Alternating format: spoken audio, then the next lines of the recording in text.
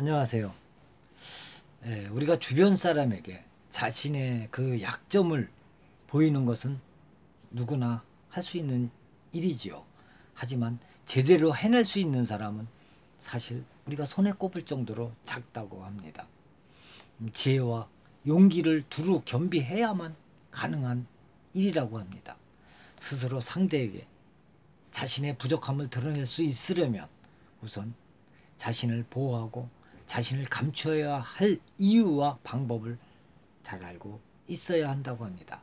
이를 바탕으로 조용히 내공을 쌓고 있다가 기회를 놓치지 않고 뛰어들 때 성장과 성공을 이룰 수 있다는 것이 아니겠습니까? 중국의 수많은 사상가와 철학자는 자신의 약점을 드러내는 이론을 저마다 정립하고 있죠. 대표적인 인물로 노자죠. 노자의 경우 부드러움이 강함을 이긴다 라고 주장을 했습니다. 이를 증명하는 사례가 우리 주변에는 적지 않은데 노자는 그 답을 물로 꺼내 들었습니다. 물은 노자가 가장 숭상하는 물질로서 그의 철학 세계에서 핵심 사상을 담아내는 중요한 매개체 역할을 하는 것이 물이라고 합니다. 천하에 물보다 부드러운 것이 없으나 강함으로 따지자면 이보다 강한 것 또한 없다 라고 말을 했습니다. 우리가 동정심은 인간적인 약점으로서 모든 인간, 특히 천성적으로 아주 선량한 인간에게서 발견되는 것이죠. 부드러움이 강함을 이기는 효과를 얻기 위해 누군가가 이러한 약점을 이용해 자신의 약점을 스스로 드러내기도 한다는 것입니다. 적의 똥을 먹은 구천 이야기가 있죠.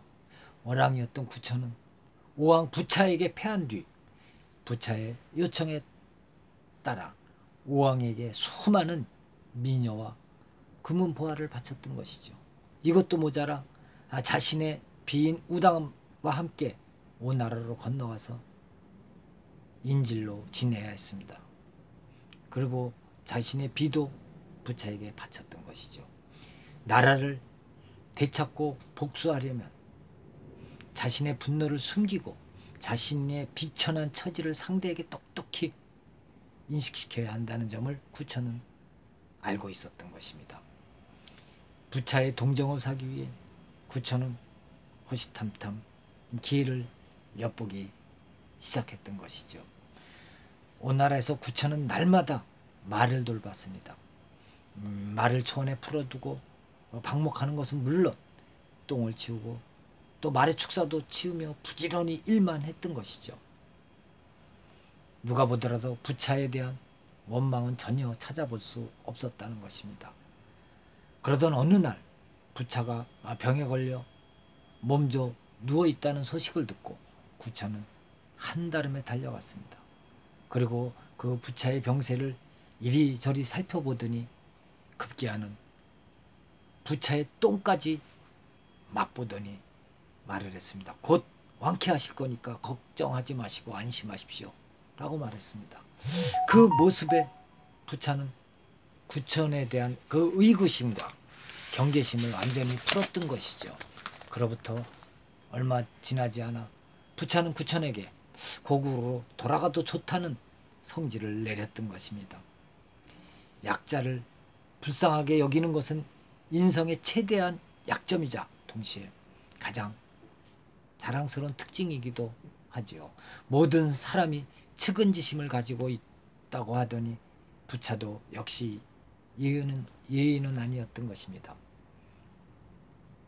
고국으로 돌아온 구천은 섭 위에서 자고 쓸개를 맛보며 우리가 와신상담이라고 그러죠. 10년 동안 힘을 모으고 10년 동안 군사력을 키운 덕분에 나라를 잃고 포로로 끌려간 자신의 과거를 서력할 수 있었던 것입니다. 지구상의 공룡은 일찌감치 자취를 감췄지만 공룡과 같은 계열에 속하는 그 도마뱀은 지금껏 생존해 있지 않습니까? 거대한 몸집을 지닌 공룡은 많은 양의 먹이를 먹어야 하는 데다가 적으로부터 자신의 몸을 보호하기 쉽지 않아서 멸망한 것으로 추정하는 것이죠.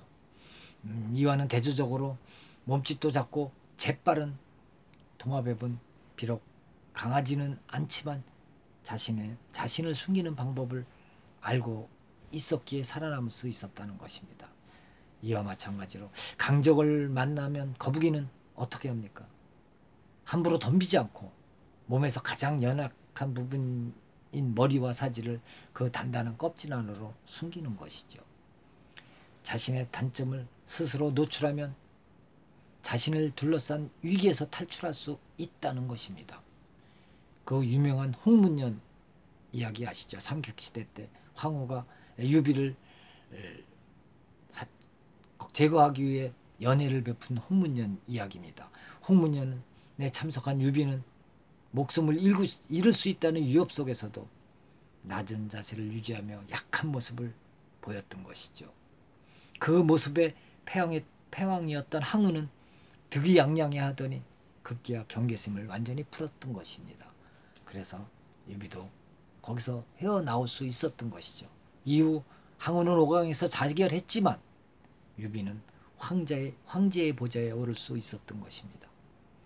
물론 중요한 순간에는 어떠한 이유를 막론하고 상대에게 약한 모습을 보여서는 안 될 경우도 있습니다. 하지만 특수한 상황에서 공개적으로 자신의 부족한 점을 인정하고 상대에게 약한 모습을 보이는 것은 자신을 유리한 고지로 끌고 가는 삶의 지혜라고 할 수 있을 것입니다. 특히 강자일수록 이 약한 모습을 보여주면 상대의 불만과 시기에서 벗어날 수 있습니다. 사업에서 성공했거나 또 평소 운이 따르는 사람은 주변 사람으로부터 온갖 시기와 질투에 시달리기 마련입니다. 누군가가 이러한 사회적 심리를 두고 동경, 질투, 증오 현상이라고 정의를 내리죠. 강자의 성공을 바라보면 사람들은 처음에는 동경하지만 시간이 지날수록 질투심을 느끼고 끝내 증오까지 하게 된다는 그 심리적 변화를 겪게 된다는 것입니다.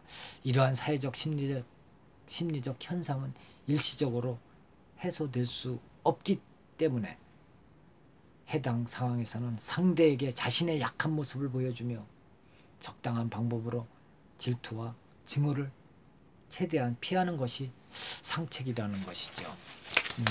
숲에서 우뚝 솟은 나무는 가장 먼저 바람에 쓰러진다. 암벽에 튀어나온 돌은 가장 먼저 물결에 꺾인다.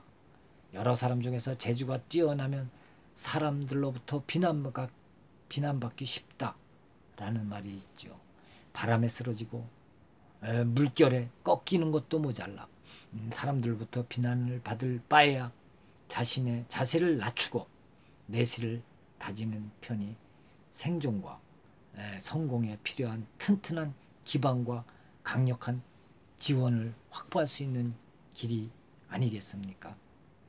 자신을 낮추고 자신의 약점을 보여줄 수 있는 내공이 필요한 세상인 것 같습니다. 감사합니다.